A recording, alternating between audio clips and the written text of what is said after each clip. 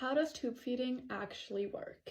Welcome back to Tube Feeding 101, where I explain all there is to know about feeding tubes. There are two main ways of tube feeding.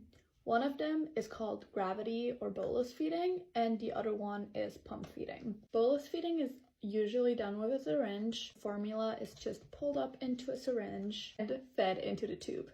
This can only be done when you feed into the stomach, since the intestine can't handle such huge amounts of food all at once. Pump feeding, you use a pump that infuses a continuous rate. This is my formula. It's already prepared with water, so let's set it up together. If you use a pump, you're gonna need a delivery set. And yes, it's safe to blow in them because your GI tract is not sterile. Before we connect it, we need to prime the bag so all the air that's in the infusion set doesn't go into our tummy.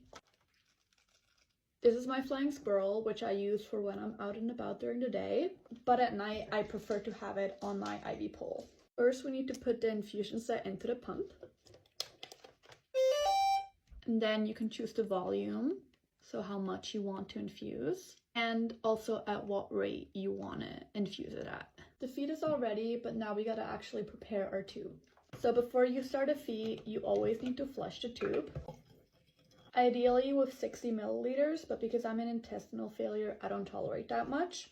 So I just use enough to ensure that my tube won't be clogged with any medication or leftover feeds. And now it's all connected and ready to go. And this will now infuse over the next 24 hours.